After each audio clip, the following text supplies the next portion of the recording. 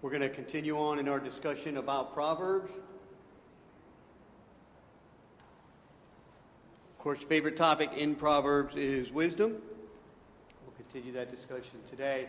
It's all of the knowledge and wisdom that Solomon was granted by the Lord and what he could accumulate in his lifetime.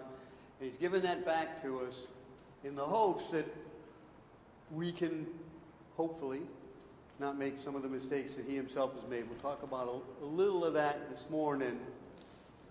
But it's essentially a game of Solomon Says. Don't do as I do. Do as I say. How many of us have heard that before?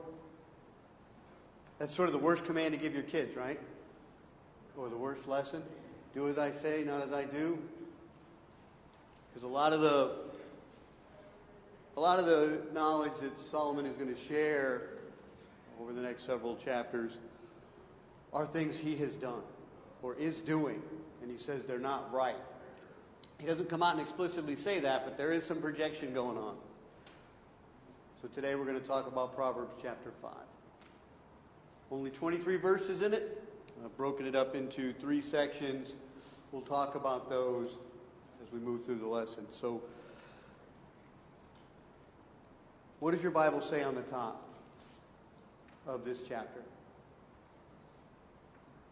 Normally they give them a little heading. And so the NIV actually says warning against adultery. And that's not correct.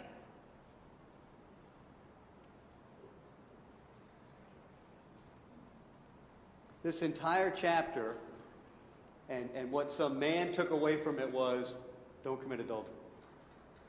Which isn't a bad object lesson, right? We'd like our men to do better and learn that lesson more often than not. But that's not really the point. So I just wanted to see what else, someone else's chapter 5 heading. Mine says avoid immoral women. Ooh, I like that one. Throw that one out there. Avoid immoral women. Ladies, what is wrong with you? Actually, it's just great that it's just you and a couple of standby men that we can pick on. So we'll get into the projection part. That's pretty unfair.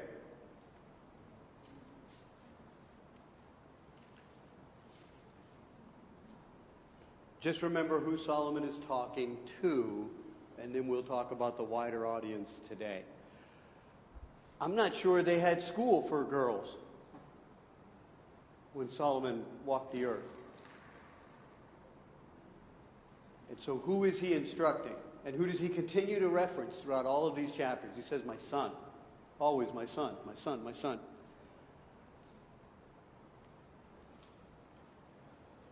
What was the thing that led Solomon astray?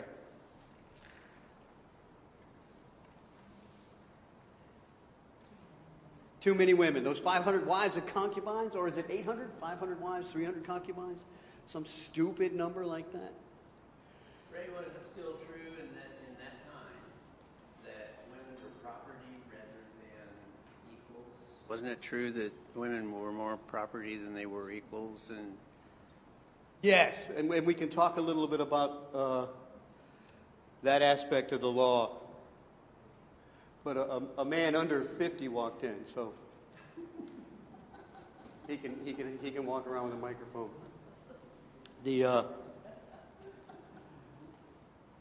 So yes, part of it is that there's a large culture and cultural problem set going on that we don't suffer with today, and it impacts all parts of society.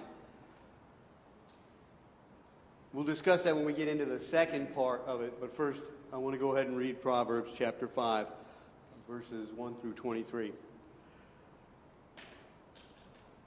He continues on talking about what he was talking to us about in chapter 4, which is get wisdom. And he's trying to reinforce that a little bit by giving some more importance to the topic.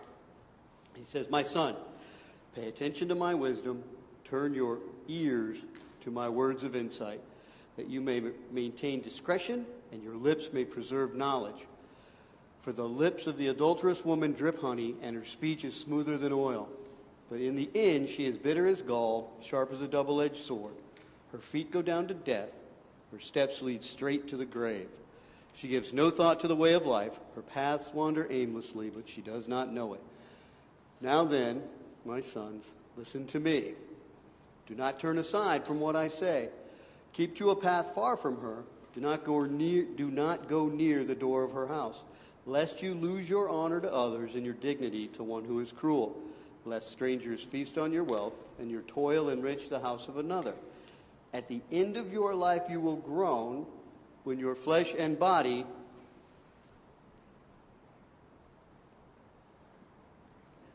That's right. There's a problem sometimes when you're doing your phone. At the end of your life you will groan when your flesh and body are spent. You will say, "How I hated discipline, how my heart spurned correction. I would not obey my teachers or turn my ear to my instructors, and I was soon in serious trouble in the assembly of God's people. Drink water from your own cistern, running water from your own well.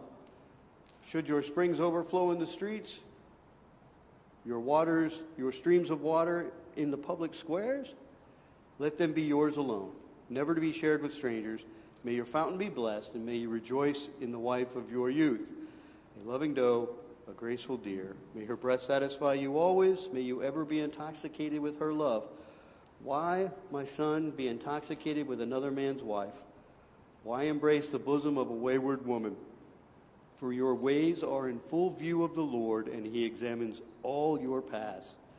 The evil deeds of the wicked ensnare them. The cords of their sins hold them fast. For lack of discipline, they will die, led astray by their own folly." Who's really taking the blame here?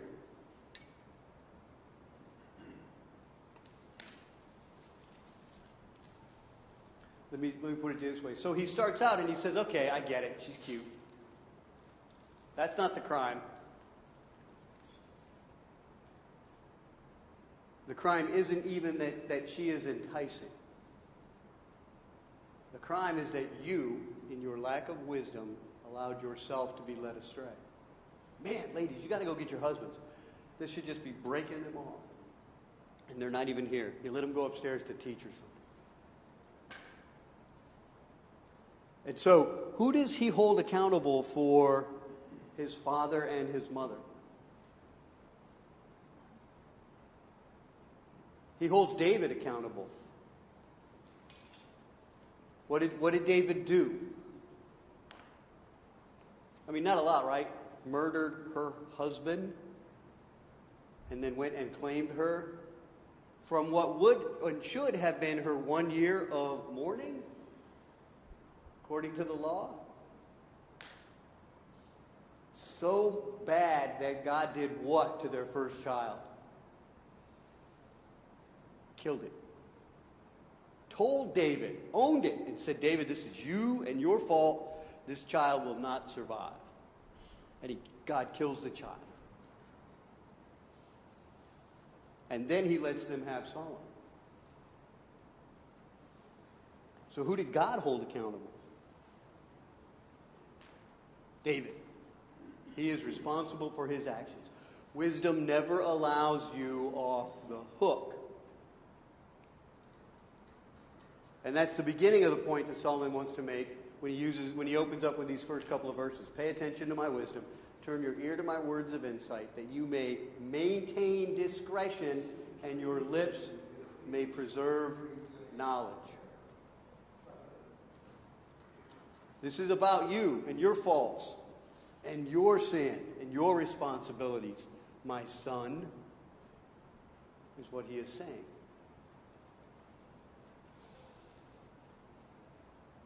We say it takes two to tango, right? Solomon would say, okay, once we told him what a tango was, he would agree.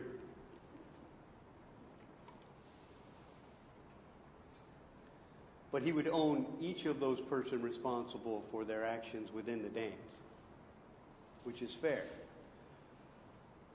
And so the adulterous woman is an unfair categorization.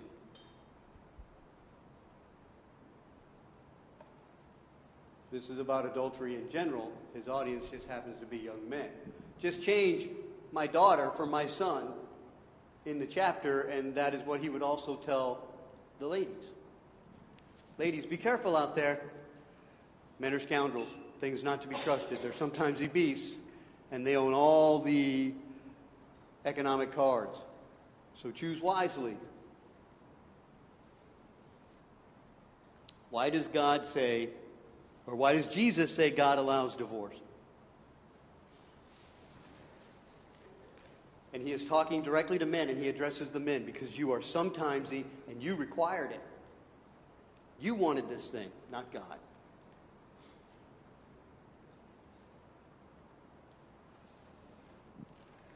So thoughts on ownership of our actions in relation to wisdom.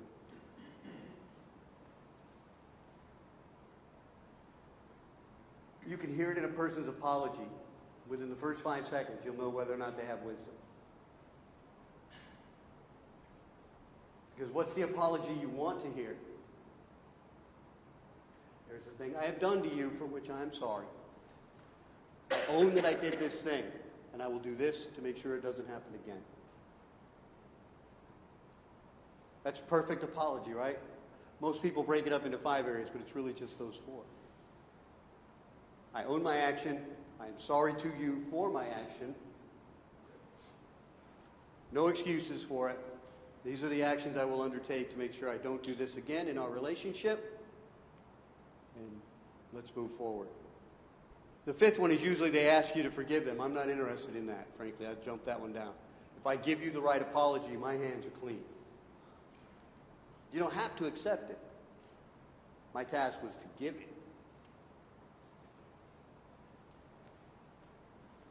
And if they can't do that, they don't have any wisdom.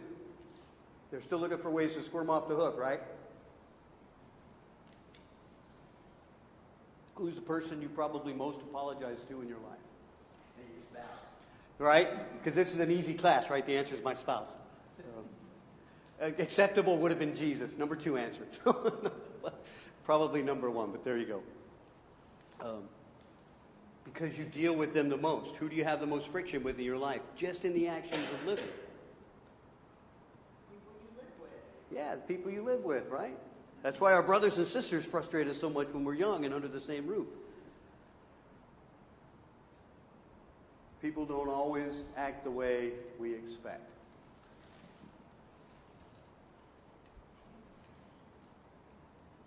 So let's do it this way. The next set of verses, which should be 3 through 14. For the lips of the adulterous woman drip honey, and her speech is smoother than oil, but in the end she is bitter as gall, sharp as a double-edged sword. Her feet go down to death, her steps lead straight to the grave. She gives no thought to the way of life. Her paths wander aimlessly, but she does not know it. Now then, my sons, listen to me. Do not turn aside from what I say. Keep to the path far from her. Do not go near the door of her house, lest you lose your honor to others and your dignity to one who is cruel. Lest strangers feast on your wealth and your toil enrich the house of another. At the end of your life you will groan when your flesh and body are spent. How you will say, how I hated discipline, how my heart spurned correction. I would not obey my teachers or turn my ear to my instructors, and I was soon in serious trouble in the assembly of God's people. What is the punishment for adultery in the Old Testament under the law? Stoning. That's right. It would be death by stoning. You must die, and that must be by taking a rock to the skull. But it had to be both parties. Yes, that's the kicker. Why does Solomon tell the man that he's going to be in trouble in God's assembly? The warning and admonition is for him to not remember or not forget the law. And you're absolutely right. The crime of bringing the adulterous woman forward to Christ wasn't that she had done it. The fact that the man was absent was a gross injustice. And it was very easy for Christ to look out over the assembly of those men then and say, what have you done here? You bring me half the equation. And you wonder why I can't do math and won't let you do math.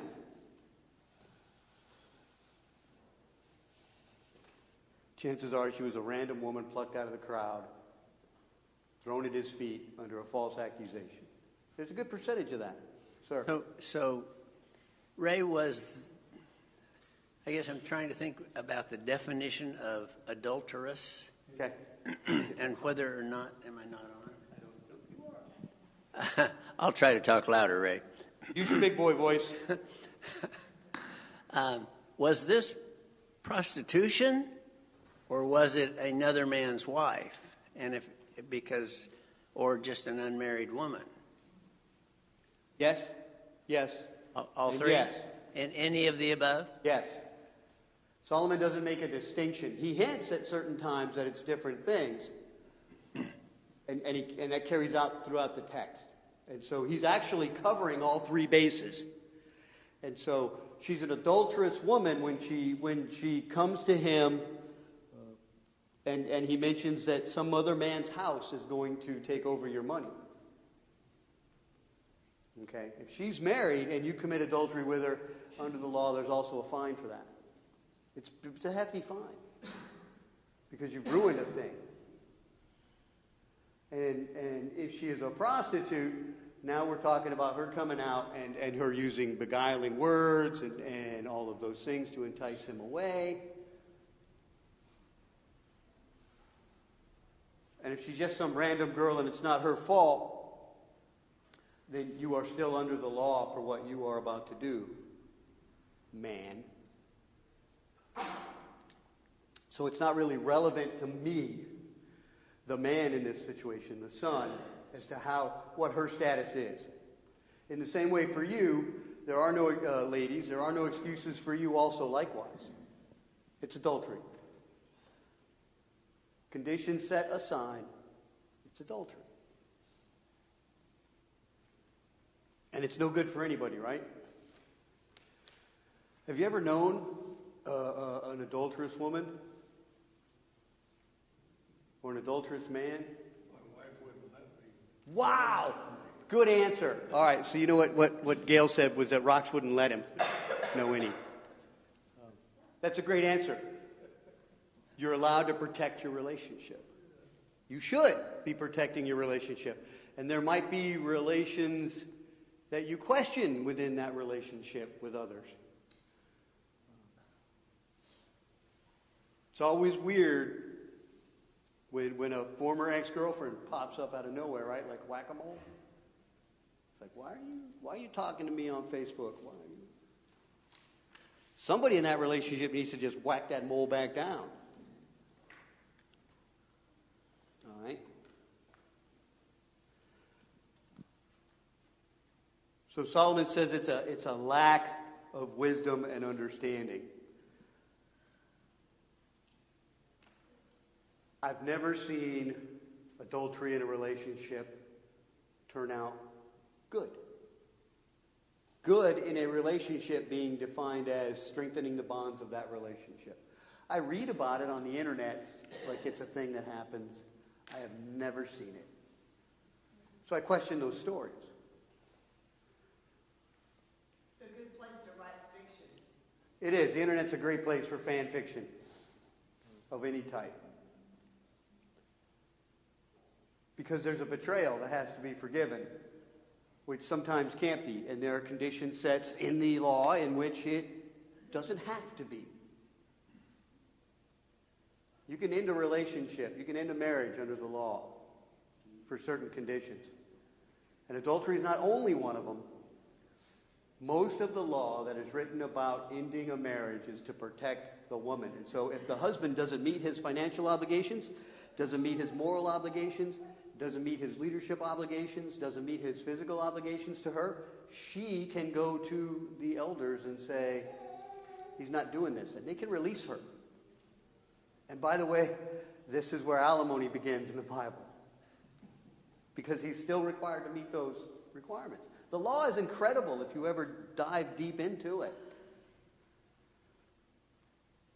And the more you do, the more you're going to understand that it is absolutely not what it was being portrayed to us as in the New Testament.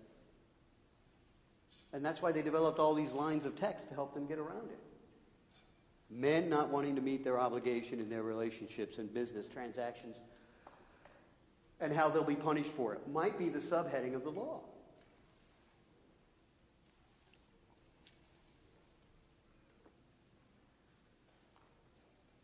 So he says, no matter how much fun that is in the beginning, but in the end she is bitter as gall, sharp as a double-edged sword. Her feet go down to death, her steps lead straight to the grave. She gives no thought to the way of life. Her paths wander aimlessly, but she does not know it. You ever seen somebody on their third marriage marry somebody on their third marriage? What do you expect? That each of them will soon be on their fourth? That's a reasonable expectation, right? You ever met someone who could only sabotage the relationships they're in?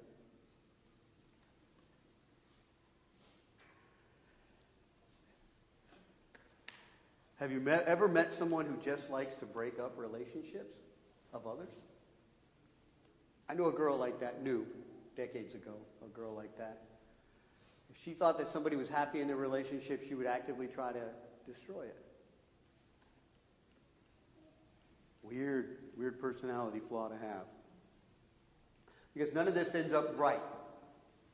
It always ends up going south on somebody in the relationship. And Solomon says, if you're the man and you fall for this, it's on you. I tell you now, this will not end up good for you. Here is the good advice you cannot take. Go forth and do this thing you are probably determined to do, and it will not work out well for you.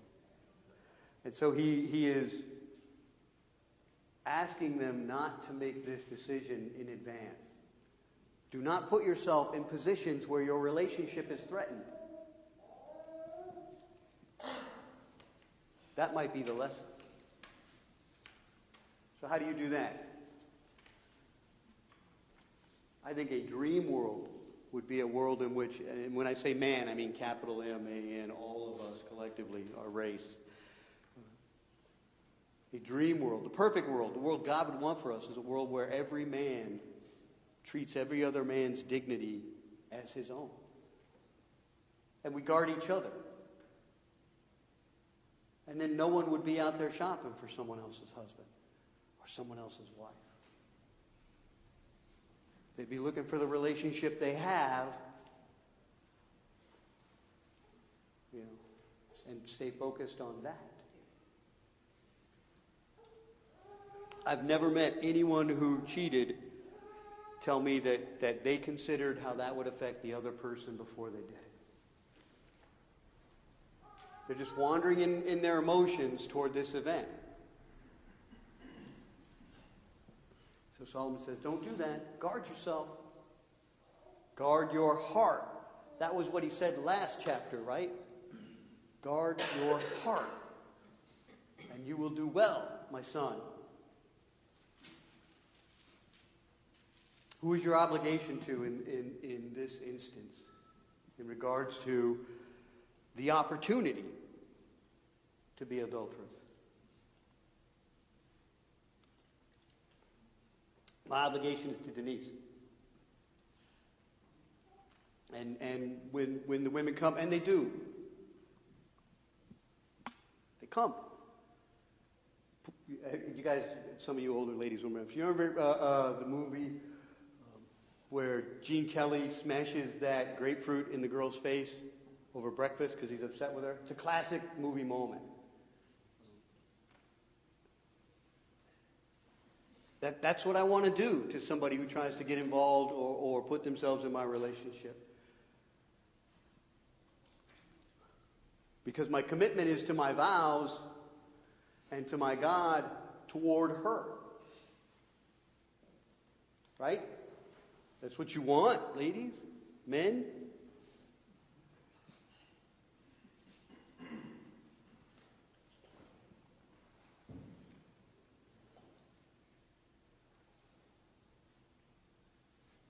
and I was soon in serious trouble in the assembly of God's people.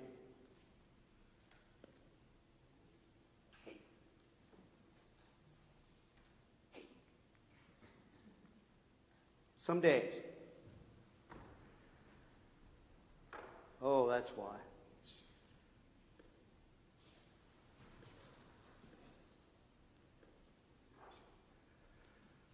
There was a please download this for free for now window that was up. No.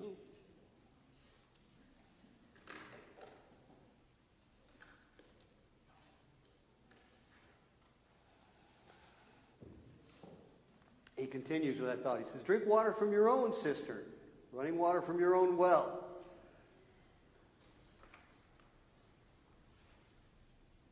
Should your springs overflow in the streets, the streams of water in the public squares, let them be yours alone, never to be shared with strangers. May your fountain be blessed, and may you rejoice in the wife of your youth.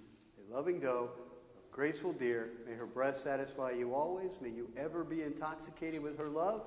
Why, my son, be intoxicated with another man's wife? Why embrace the bosom of a wayward woman? For your ways are in full view of the Lord, and he examines all your paths. The evil deeds of the wicked ensnare them. The cords of their sin hold them fast. For lack of discipline, they will die, led astray by their greatest folly. So wisdom, at times, is controlling the path of your thoughts, actions, and deeds. Is that fair? Have you ever seen someone you thought wise just operate spastically in an environment, chaotically, and you're like, not sure where this is going? Doesn't often happen, right? Those people whom you would expect to be wise are normally calm in those situations, allowing the situation to develop, doing the appropriate action at the appropriate time, and hopefully leading everyone to a reasonable solution of whatever the incident is, right? You need a break, Ray. Go ahead. So I think because I just looking around, there are not many of us here who now have children to nurture in these ideas.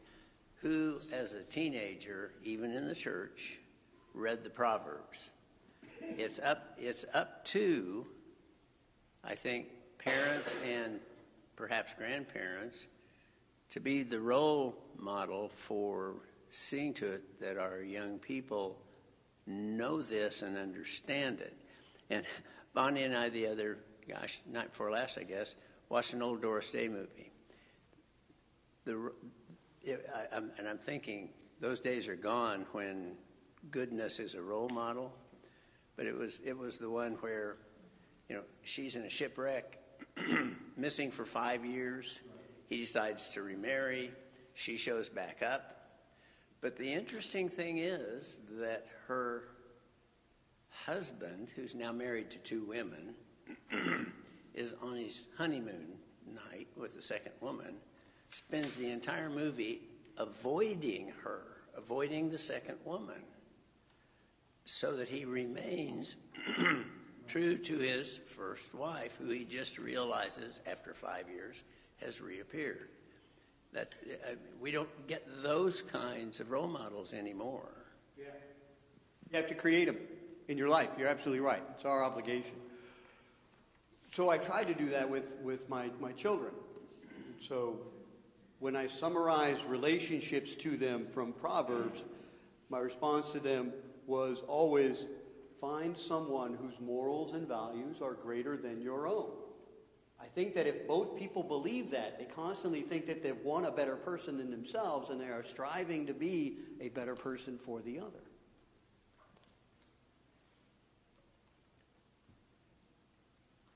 Comes with a burden. So my son did that, and he found someone, and I believe that they are equally yoked as they understand Scripture, and their morals and values are genuinely aligned. My daughter can't find a guy like that. Can't find a guy like that.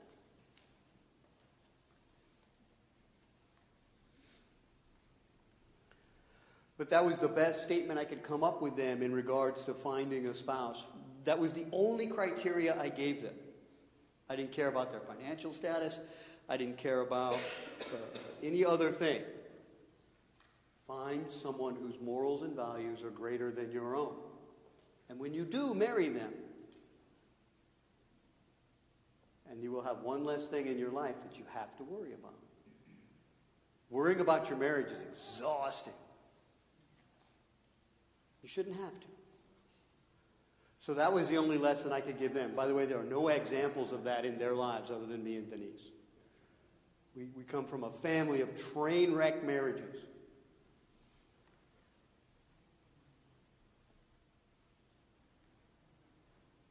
So they didn't have any other examples other than us. Sometimes that can help, right? We were so fiercely dedicated to it that hopefully that made up for all the other bad examples that they could see in their larger tribe.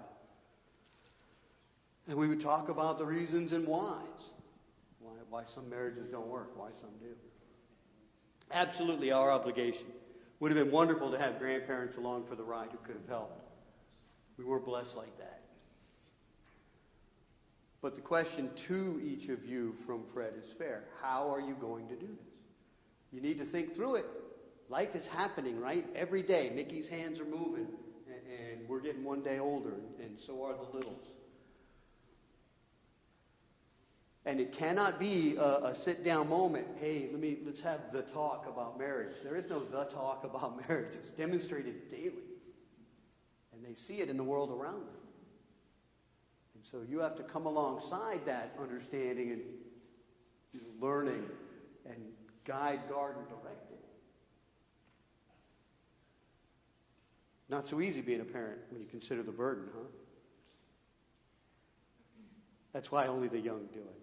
They have no idea. They're like, yeah. And then it's discovery learning all the way down, right? Fair? Yeah, fair? You know so much more now about babies than you knew how many months ago. And it's that way every day.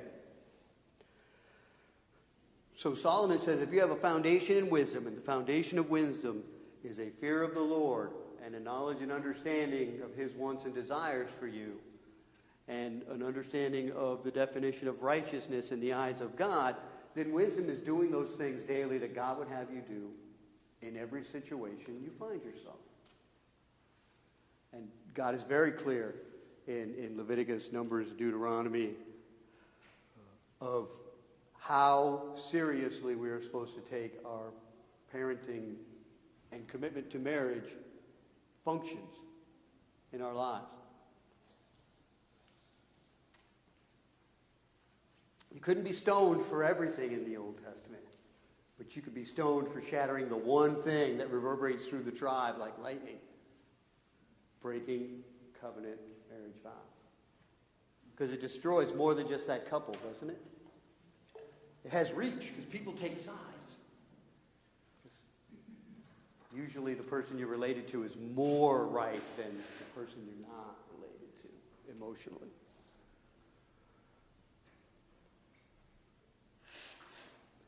Solomon says, don't do it.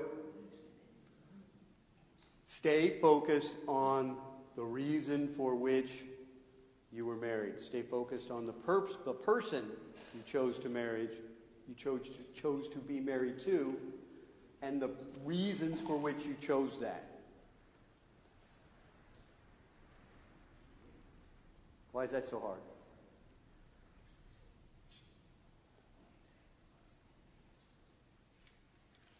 You know the person most likely to irritate you on any given day? I know whose Denise's is. It's me. Because we have that friction, right? Of living together, being tied together. It's the first face I see when I wake up. It's the last face I see when I go to bed at night. That's a lot of face time in between there.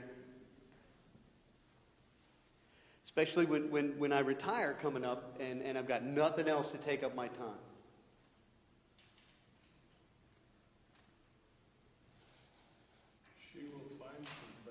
Huh? What? Say, she will find some things for you to do. Maybe. Good luck with that.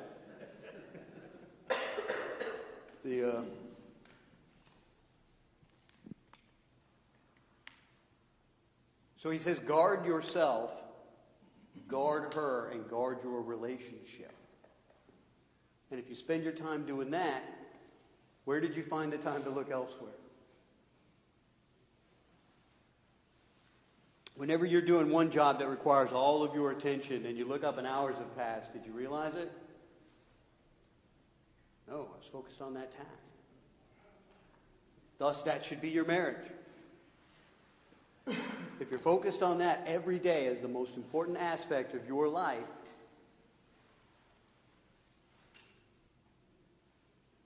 then you won't have a problem. And you're both supposed to be focused on that. This is not just about an evil woman.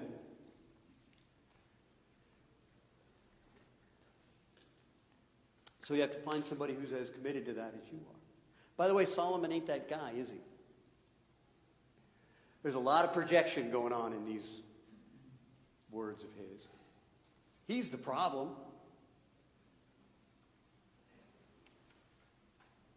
A lot of our wisdom is built on experience, right? Don't do this. Why? Because this will happen. How do you know? Because it happened to me.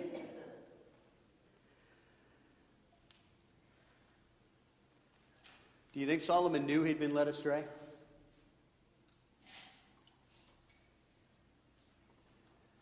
I always thought he got so caught up in his own wisdom that he thought he knew best. Knew better than God? Maybe? I don't know if he thought that way or not. Right. But it was, I'm wise. God gave me this wisdom. Yeah. What can I do with it? I'm going to explore everything. That's right. Become Greek and develop circular answers to problems that God made simple. Solomon was so well known that other cultures have books about his wisdom. It's remarkable. And he lived a good long life, right? Fought for his kingship in the beginning, won it, and then kept it for all those years. And he was incredibly wise. And it only takes a little bit of while for all that praise to ring in your ears before you become confident in your wisdom. And the longer we live, the more overconfident we're likely to become in that. So I agree. I think that toward the end of his life, he was probably insufferable. And you just couldn't be in the throne room with him. Because they just throw out wisdom, and you're like, that doesn't even apply here, but it is wise.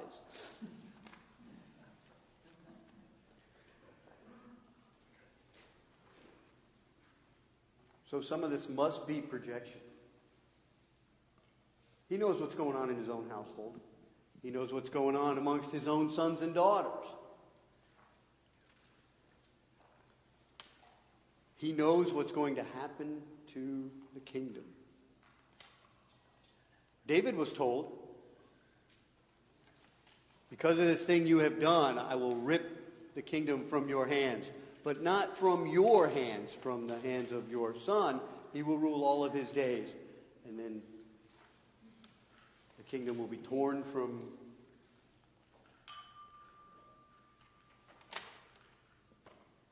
right? That's what God told David. So Solomon knows.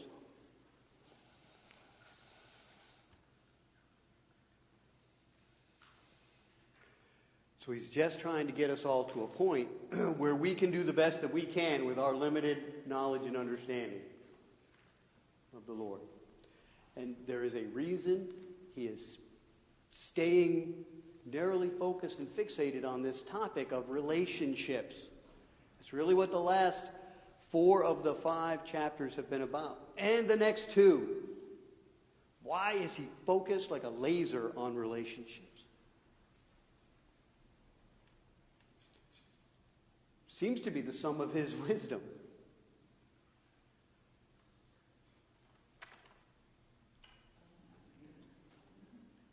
Is it because it's only the most important thing that's going to happen to you in your life? We're kind of made to team up, right? I mean, God says that in the very beginning. He's like, Adam's not complete. He seems too happy. He needs a spouse. That isn't how he said it, but there you go. And so we're supposed to be that way, right? We're supposed to team up, pair off, and fight the rest of the world for our relationship. And so he's trying to give you left and right limits of moral behavior that are in line with the law and the understanding that the Lord has given him. And if you had to sum it up in any one simple way, it might be guard your house. And that's not just for the men. That's for the women too, right? Guard your house.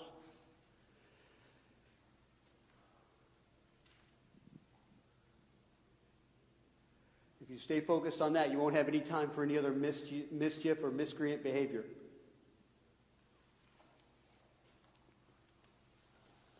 I sometimes think he was actually looking forward to this day when he says that it's going to cost you so much money. Divorces ain't cheap, right? Fastest way to split your wealth? Get divorced.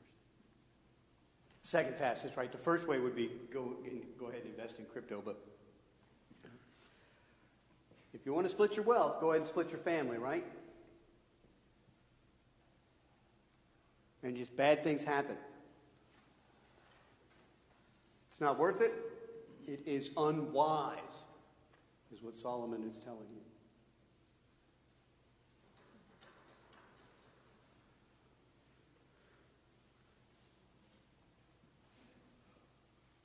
God would rather you not do it if you cannot be committed to it.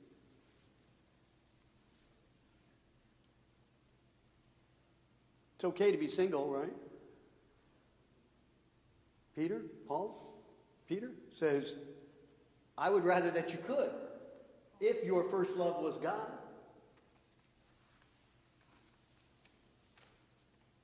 Now, Peter was married, Paul. Okay.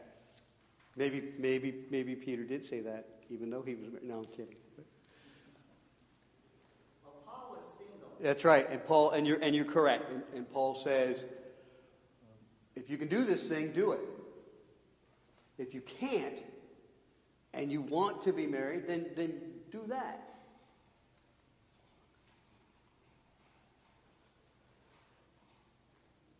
But it's supposed to be a conscious decision made with a little bit of foresight, even though we are young, and that you clearly identify where your attentions and intentions lie. And then do it. And stay committed to it all of your days. God did not create divorce because he wanted it. That statement is immediately followed by God hates divorce, detests. Doesn't mean it's not allowed. It means that it's your fault it exists. Your wants and your desires and your weaknesses and your failures and failings have caused this thing to exist. Not God. God's view of divorce is more like, this is how you should handle the consequence of your mistakes. That's fair. Did you hear that? That's why he stays focused on the mechanics of it. How you do it once you're there. You've already failed. You've already not met the conditions and standards for being a good and honorable spouse. And we are at the point of dissolution. And so what happens after that?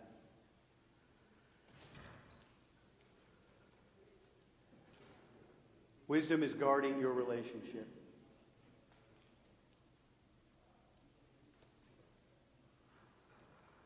Solomon's going to talk about that more in the next chapter. This is the third time he's mentioned it in 5 chapters. It's probably important as an understanding tool for how we're supposed to see wisdom and put it to work in our lives. Any other comments or questions? All right, we're complete. We'll continue our discussion with chapter 6 next week. Thank you for your time.